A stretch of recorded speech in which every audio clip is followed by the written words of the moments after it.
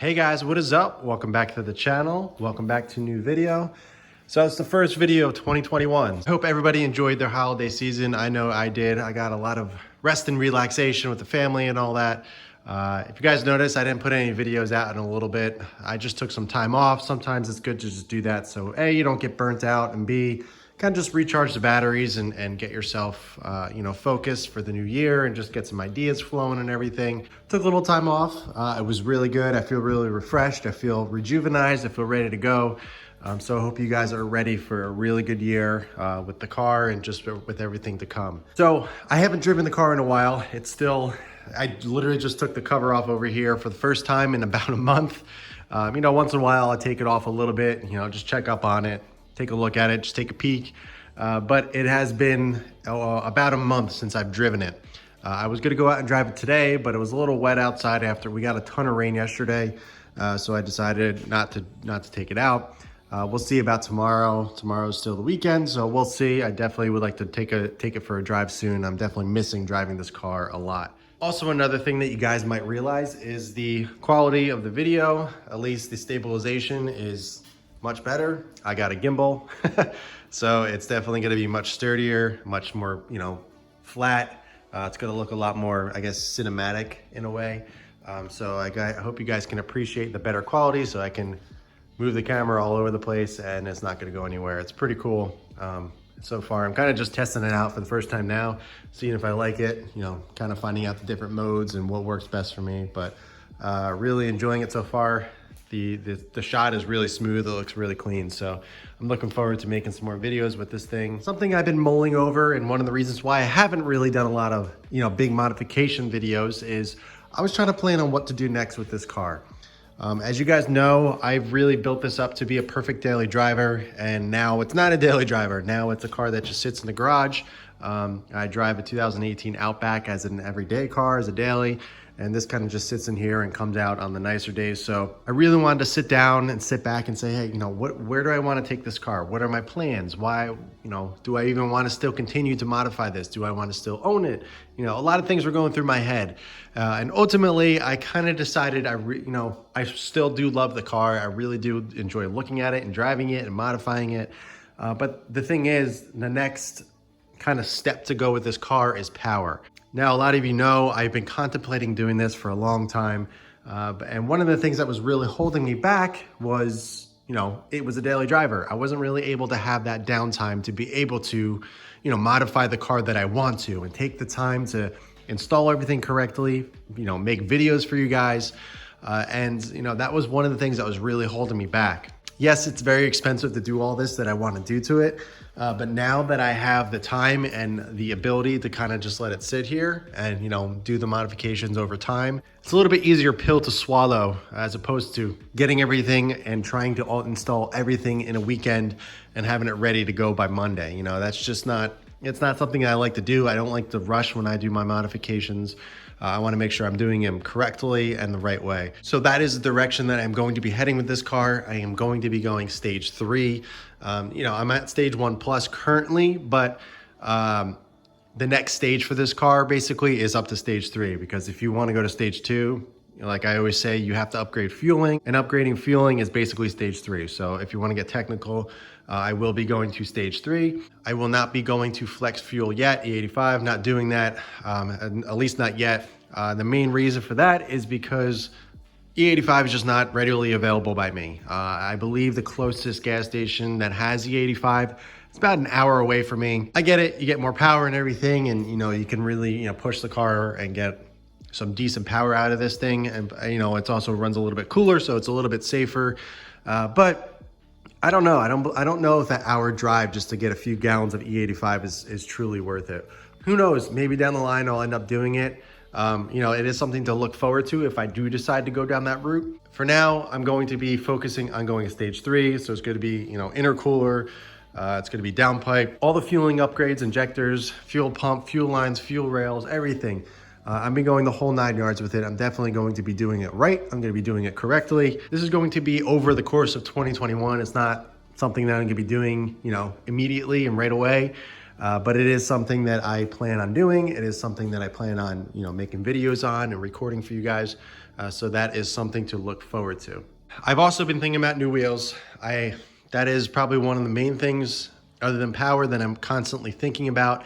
I love these wheels. These wheels are awesome. I tried new wheels over the last summer, but ultimately it just didn't work out. It wasn't what I was looking for, and I went back to these. But this time I really know what I want. I might go with some Volks. I'm not sure if it's ZE40s or TE37s.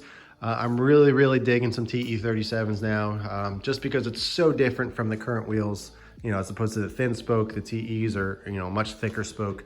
I really do like that look. And now that it's, you know, not a daily driver, I don't have to worry about colder weather. I'm probably gonna get some serious sticky summer tires on there.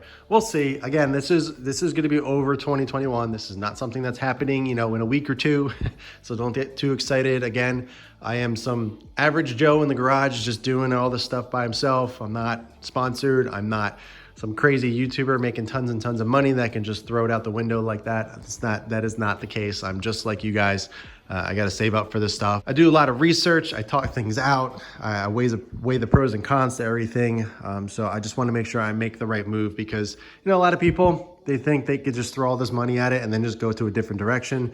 I like to make sure I do the right thing the first time as opposed to making a mistake and then having to sell that and going to the next thing. I've been there, done that. It's not fun. So I definitely want to make sure I'm doing the right thing and I'm going the right direction. One modification that I actually do have on the way, or I'm waiting for it to be shipped, is actually a new shift knob. I've been wanting to go with this brand for a long time.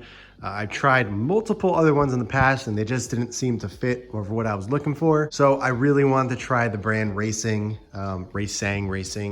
It's a very reputable brand. They're very expensive shift knobs, but they do some high quality work.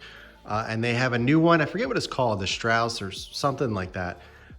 It's basically full Alcantara. I really like the color theme of it. It's black and white. It's just kind of what I got going on in the engine bay. And I think it's gonna go really well in the interior. It is a little bit heavier than I'm used to, the Cobb shift knob, and I like a lighter knob. I don't really like weighted shift knobs.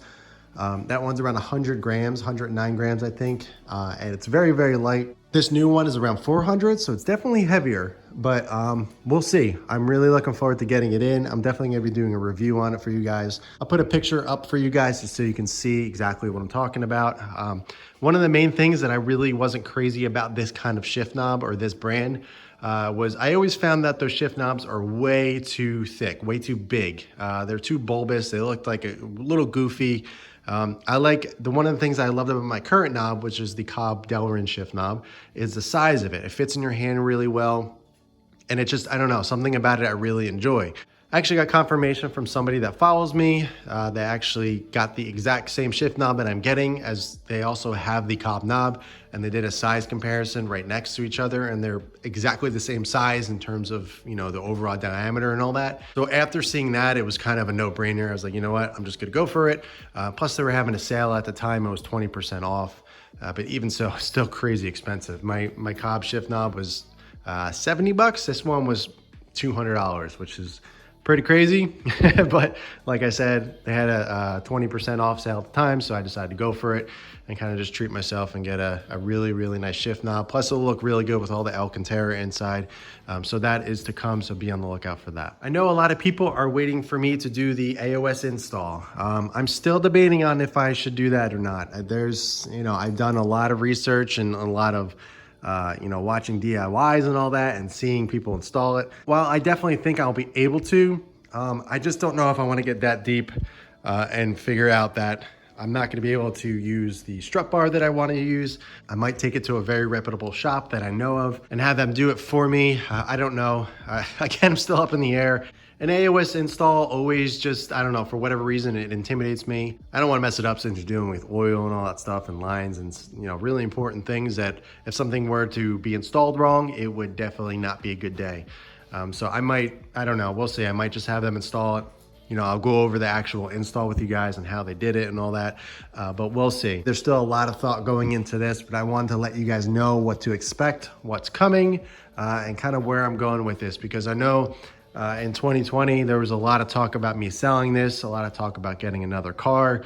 And who knows, maybe that will happen down the road. But for now, I'm really enjoying this car. And I think going to the next step in power is definitely where I want to go. So, oh yeah, I forgot I installed that. It's been quite a while since I've seen this out of the car cover. Yeah, guys, that is it for this one. I hope you enjoyed it. It's not really anything crazy. I'm thinking about starting the car up just to kind of get the juices flowing. So maybe I'll get that for you guys. But yeah, I figured I'd let you guys know the details and what's going to happen with this car and kind of what to expect in 2021 with my STI.